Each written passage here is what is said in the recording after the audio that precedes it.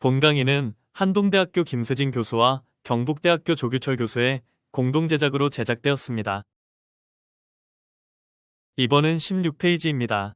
참고로 삭제 쿼리를 마이바티스로 구현하는 예시입니다. 딜리트 태그를 사용하며 id 속성은 자바 인터페이스에 딜리트 보드 메서드와 매핑됩니다. 쿼리 내용은 딜리트 프롬 보드 웨어 id 샵 id 조건을 사용하여 특정 id의 게시글을 삭제합니다. 여기서도 샵 id를 사용하여 파라미터를 안전하게 바인딩합니다. XML 파일의 마지막에는 매퍼 태그가 반드시 위치해야 합니다.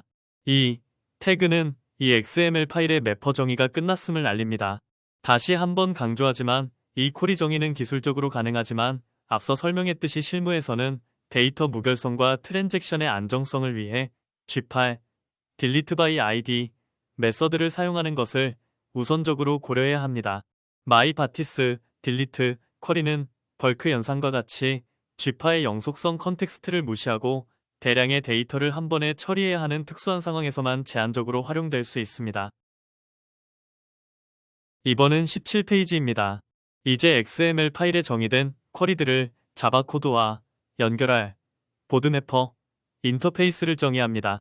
이 인터페이스는 com, example, 보드, 매퍼, 패키지에 위치해야 하며 클래스 상단에 n매퍼 어노테이션을 붙여 마이바티스가 이 인터페이스를 스캔하여 빈으로 등록하도록 지시합니다. 이 n매퍼 어노테이션은 스프링과 마이바티스 간의 연결을 담당하는 핵심 어노테이션입니다. 인터페이스 내의 메서드 이름은 XML 파일의 select, insert 등의 id, 속성과 정확히 일치해야 합니다. 파라미터가 단일 객체가 아닐 경우 appparam 어노테이션을 사용하여 XML에서 사용할 파라미터 이름을 명시적으로 지정해 줍니다. 반환 타입은 조회시, 리스트, 보드, 나, 보드 등으로 명시하고 변경 메서드는 보통 처리된 행의 수를 반환합니다. 이 보드매퍼 인터페이스는 서비스 계층이 SQL의 세부 사항을 알지 못하고도 데이터 접근 기능을 호출할 수 있도록 해주는 추상화 계층 역할을 수행합니다. 이번은 18페이지입니다. 정의한 보드매퍼 인터페이스를 서비스 계층에 통합하고 활용하는 방법입니다. 보드 서비스 클래스 상단에는 s서비스 어노테이션이 붙어 있으며 이 서비스는 프라이빗 파이널 보드매퍼 매퍼를 생성자 주입받아 사용합니다. 서비스 메서드 내부에서는 비즈니스 로직 없이 매퍼를 직접 호출하여 데이터 조회 기능을 구현할 수 있습니다. 예를 들어 퍼블릭 리스트, 보드, getAll, return 매퍼, select all과 같이 서비스는 단순히 매퍼 메서드를 호출하고 결과를 반환하는 역할을 수행합니다. 또한 퍼블릭 리스트, 보드, find by title, return 매퍼, search by title처럼 검색 요청도 매퍼로 직접 위임합니다. 이 예시에서는 비즈니스 로직 없이 매퍼를 직접 호출하고 있지만 만약 트랜잭션 관리가 필요하거나 여러 리포지터리 매퍼의 결과를 조합해야 하는 복잡한 로직이라면 이 서비스 계층에서 처리해야 합니다. 현재는 매퍼가 순수한 조회 기능만 담당하므로 서비스 계층은 간결하게 유지될 수 있습니다. 이번은 19페이지입니다. 마이바티스 매퍼의 조회 기능을 활용하여 컨트롤러 계층을 구현하는 방법입니다. 보드 컨트롤러는 REST 컨트롤러와 리퀘스트 매핑 가부터 REST API 엔드포인트를 정해야 합니다. 이 컨트롤러는 보드 서비스를 의존성 주입받습니다. getMapping 메서드는 request param 스트링 키워드를 통해 검색 키워드를 옵션으로 받습니다. 메서드 내부에서는 if 조건문을 사용하여 키워드가 존재하면 서비스 find by title을 호출하여 검색 결과를 반환하고 키워드가 없으면 서비스 getAll을 호출하여 전체 목록을 반환하는 간단한 분기 로직을 구현했습니다. 컨트롤러는 서비스로부터 받은 리스트, 보드, 객체를 잔 형태로 클라이언트에게 반환합니다. 이 구조를 통해 마이바티스 매퍼가 구현한 강력한 검색 기능을 RESTful API를 통해 클라이언트에게 제공할 수 있게 됩니다. 이번은 20페이지입니다. 게시글 단건 상세 조회 API 엔드포인트를 컨트롤러에 추가하는 코드입니다. getMapping 어노테이션을 사용하여 경로 변수인 id를 받습니다. 이는 특정 게시글을 조회하는 RESTful한 방식입니다. 메서드 내부에서는 서비스 getById를 호출하여 서비스 계층에 단건 조회를 위임합니다. 서비스 계층은 mapper selectById 메서드를 호출하여 데이터베이스에서 조회된 특정 게시글을 반환합니다. 컨트롤러는 반환된 보드 객체를 잔 응답 본문으로 클라이언트에게 전달합니다. 이 엔드포인트는 클라이언트에게 특정 게시글의 상세 정보를 제공하는 API 역할을 수행하며 보드매퍼의 selectById 쿼리 정의와 직접적으로 연결됩니다. 이번은 21페이지입니다. 수정 API 추가와 푼 메서드를 사용한 엔티티 전송 방식에 대해 알아보겠습니다. 게시글 수정을 위한 RESTful 엔드포인트는 @풋매핑 어노테이션을 사용하여 정의합니다. put 메서드는 리소스 전체를 갱신한다는 의미를 가지며 URL의 id는 @passVariable로 바인딩됩니다. 컨트롤러 update 메서드는 @passVariable long_id requestBody 보드를 파라미터로 받습니다. requestBody는 클라이언트가 보낸 수정 내용이 담긴 잔 요청 본문을 보드 객체로 역직렬화합니다. 메서드 내부를 보면 보드 setID 코드를 통해 URL 경로에서 추출한 ID 값을 요청 본문으로 받은 보드 객체에 명시적으로 설정해 줍니다. 클라이언트가 요청 본문에 ID를 포함하지 않거나 잘못된 ID를 보냈을 경우에도 URL의 ID를 기준으로 수정이 이루어지도록 강제하는 것입니다. 이후 서비스 업데이트 보드를 호출하여 서비스 계층에 수정을 위임합니다. 이 방식은 푼 메서드의 명등성 원칙에 따라 동일한 요청을 여러 번 보내도 최종 결과는 동일하도록 보장합니다. 이번은 22페이지입니다. 삭제 API 추가와 딜리트 메서드의 처리 방식입니다. 리소스 삭제를 위한 RESTful 엔드포인트는 @deleteMapping 어노테이션을 사용하여 정의합니다. 딜리트 메서드는 리소스 제거라는 행위를 명확히 나타냅니다. 딜리트 메서드는 @passVariable long_id를 파라미터로 받아 서비스 딜리트 보드를 호출하여 서비스 계층의 삭제 작업을 위임합니다. 삭제가 성공적으로 완료된 후에는 반환할 본문 데이터가 없어야 합니다. RESTful API 표준에 따르면 성공적인 삭제 응답은 HTTP 204 no 컨텐츠 상태의 코드를 반환하는 것이 가장 적절합니다. 슬라이드 코드에서는 리스폰스 엔티티 no 컨텐츠 빌드를 사용하여 HTTP 204 응답을 반환할 수 있지만 여기서는 void 타입을 사용하고 있으므로 스프링이 기본적으로 205K를 반환하거나 204를 자동 설정할 수 있습니다.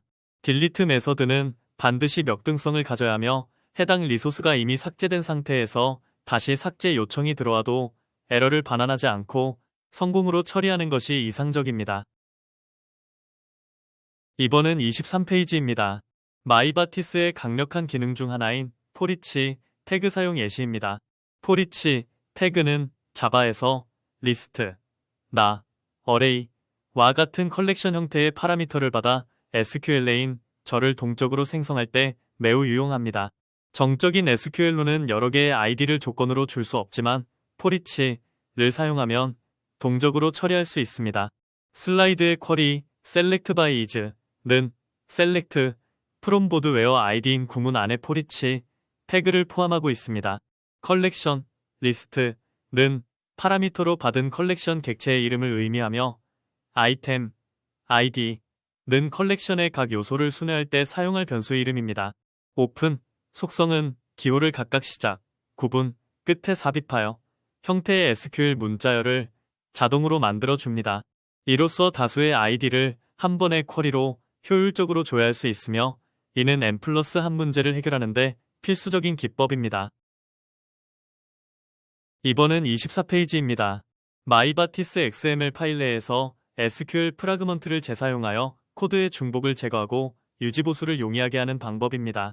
여러 select 쿼리에서 ID, 타이틀, 컨텐츠, created, updated, 과 같이 반복되는 컬럼 목록이 발생할 때 이를 SQL 태그를 사용하여 재사용 가능한 조각으로 분리할 수 있습니다.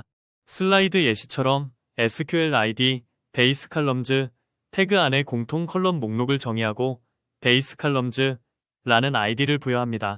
이후 다른 쿼리에 select all에서 이 조각을 사용하려면 include repeat 베이스 칼럼즈와 같이 include 태그를 사용하여 해당 SQL 조각을 삽입합니다.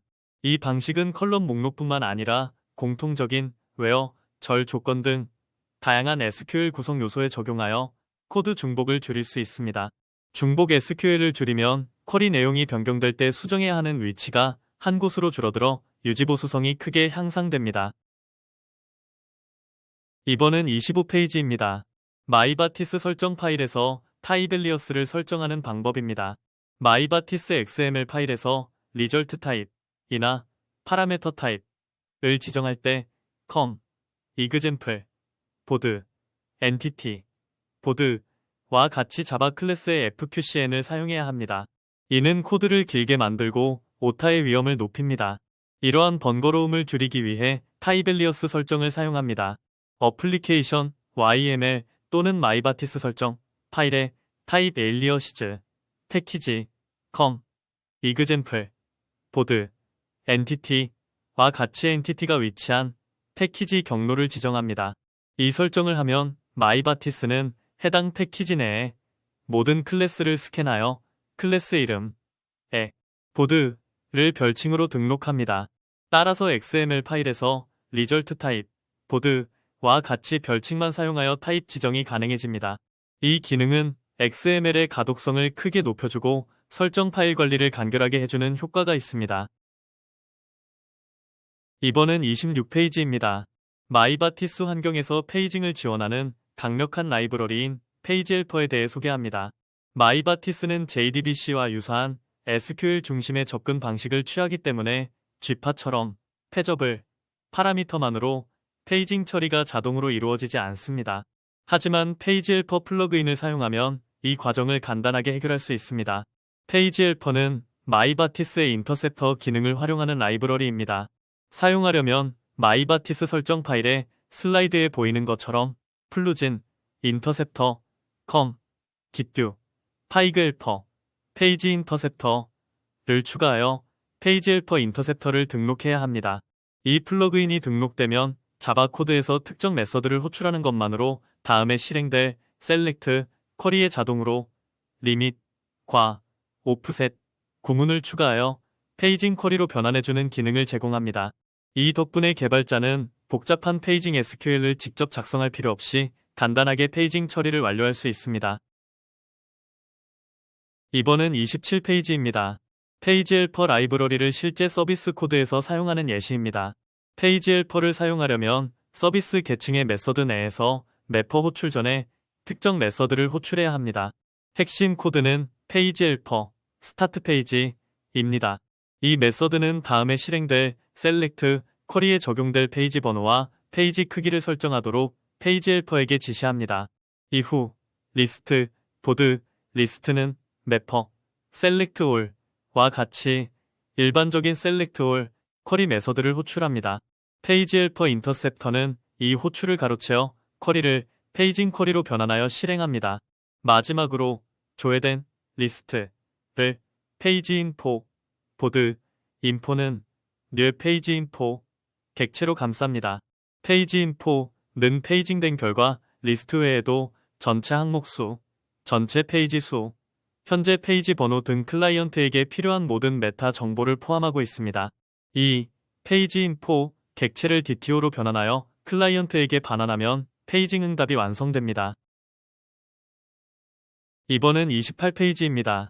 데이터 변경 작업의 안정성을 보장하는 트랜잭션 관리의 중요성과 스프링의 역할을 다시 한번 강조하겠습니다.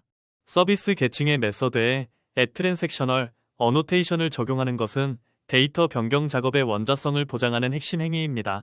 이 어노테이션은 스프링 AOP를 통해 메서드 실행 전 트랜잭션 시작, 정상 종료 시 커밋, 예외 발생 시 롤백을 자동으로 처리합니다. 트랜잭션 속성으로는 전파 속성이 있습니다. 이는 호출된 메서드에 이미 상위 트랜잭션이 존재할 경우 그 트랜잭션을 재사용할지 아니면 새로운 트랜잭션을 생성할지 등을 설정하는 옵션입니다. 또한 롤백포 속성을 사용하여 특정 예의 발생 시 롤백 대상을 지정할 수 있습니다. 스프링의 기본 롤백 정책을 넘어서서 체크 예의 발생 시에도 롤백을 강제하고 싶을 때 유용하게 사용됩니다. 이번은 29페이지입니다. 다중 데이터베이스 작업에 대한 트랜잭션 관리 예시입니다. 트랜잭션 관리의 중요성은 단일 작업이 아닌 여러 작업이 연속적으로 수행될 때 극명하게 드러납니다. 슬라이드 코드에 create and log 메서드는 게시글 저장과 로그 기록이라는 두 개의 데이터베이스 작업을 포함합니다.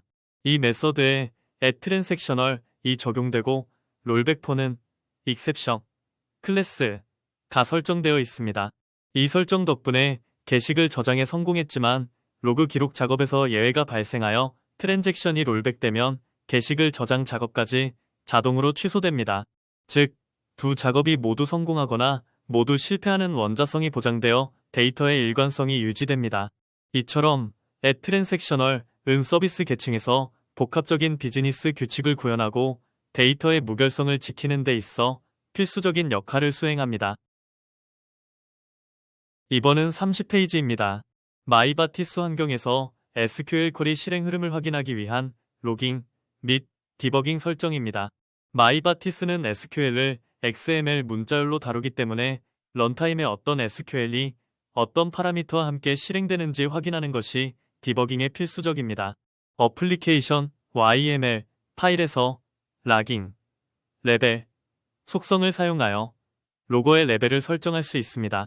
슬라이드 예시처럼 오그, 마이바티스, 디버그로 설정하면 마이바티스 프레임워크 자체의 동작 로그를 확인할 수 있습니다.